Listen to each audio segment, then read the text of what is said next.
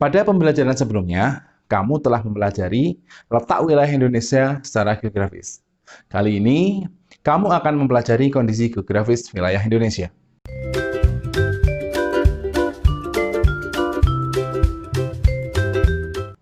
Assalamualaikum warahmatullahi wabarakatuh. Selamat datang di channel Esa Media. Belajar mudah di mana saja.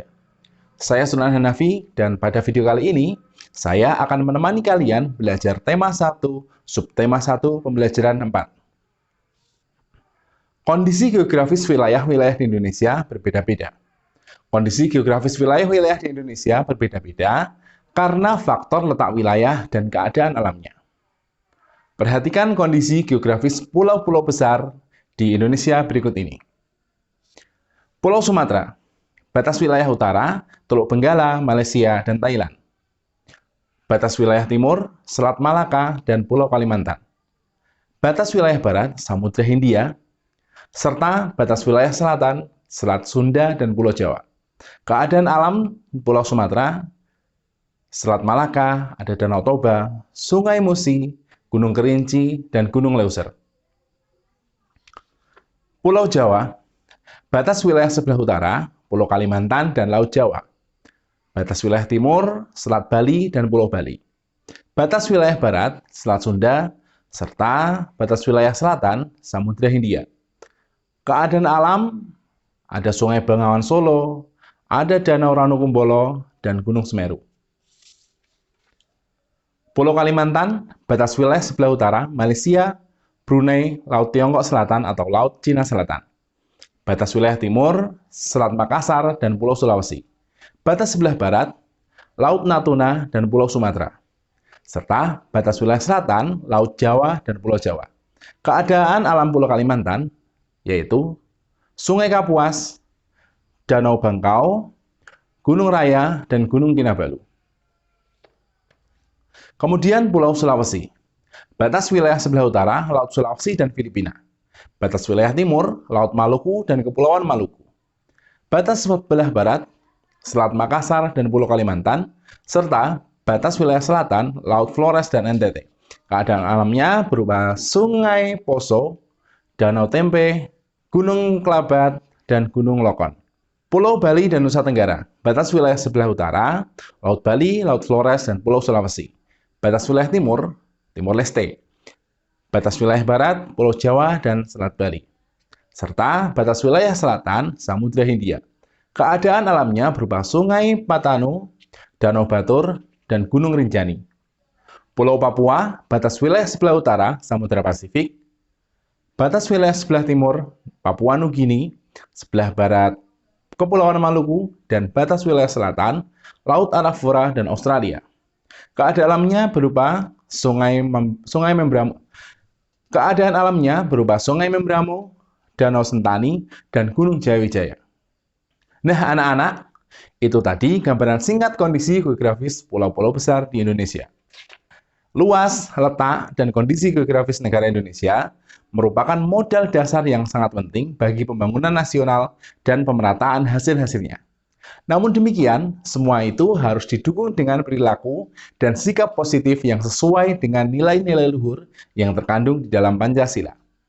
Salah satu perilaku dan sikap positif tersebut adalah gotong royong. Gotong royong merupakan salah satu budaya Indonesia. Secara umum, gotong royong diartikan sebagai sikap tolong-menolong dan kerjasama antar warga dalam berbagai aktivitas di dalam masyarakat.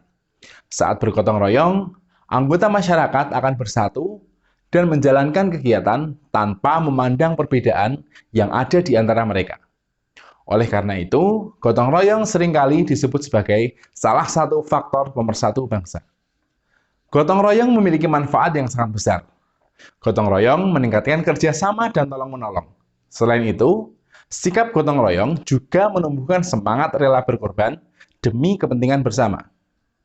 Mengingat besarnya manfaat gotong royong, diperlukan adanya upaya untuk meningkatkan budaya gotong royong dalam masyarakat. Masyarakat yang suka bergotong royong akan merasa memiliki tujuan yang sama.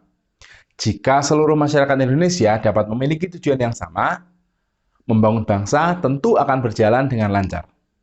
Anak-anak, Di pembelajaran sebelumnya, kalian telah mempelajari cara menentukan pokok pikiran atau ide pokok dari sebuah teks.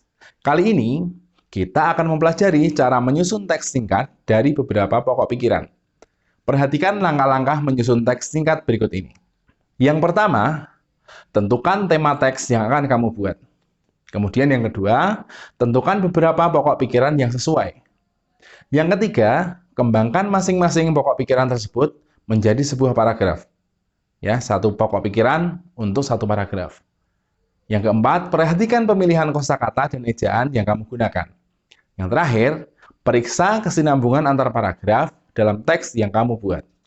Anak-anak, setelah kita mempelajari materi video ini, agar kalian lebih memahami, mari kita simpulkan bersama apa yang baru saja kita pelajari. Yang pertama, kondisi geografis wilayah-wilayah di Indonesia berbeda-beda sesuai dengan letak wilayah dan keadaan alamnya. Yang kedua, gotong royong sebagai salah satu budaya Indonesia memiliki manfaat yang sangat besar, yaitu memupuk persatuan dan kesatuan bangsa. Yang ketiga, langkah-langkah menyusun teks singkat. Langkah yang pertama yaitu tentukan tema teks yang akan kamu buat. Kemudian, tentukan beberapa pokok pikiran yang sesuai. Selanjutnya, kembangkan masing-masing pokok pikiran tersebut menjadi sebuah paragraf. Yang keempat, perhatikan pemilihan kosakata dan ejaan yang kamu gunakan. Serta yang terakhir, periksa kesinambungan antar paragraf dalam teks yang kamu buat. Nah, anak-anak, untuk mengukur pemahaman kalian tentang materi yang baru saja kita pelajari, kalian bisa mengerjakan soal-soal latihan yang bisa kalian akses melalui link di deskripsi. Selamat mengerjakan. Sampai di sini dulu pembelajaran kita kali ini. Jangan lupa untuk menjaga kesehatan, cuci tangan dengan sabun dan air mengalir, selalu kenakan masker saat keluar rumah, olahraga teratur, makan makanan bergizi, dan istirahat yang cukup. Sampai jumpa di video berikutnya. Assalamualaikum warahmatullahi wabarakatuh.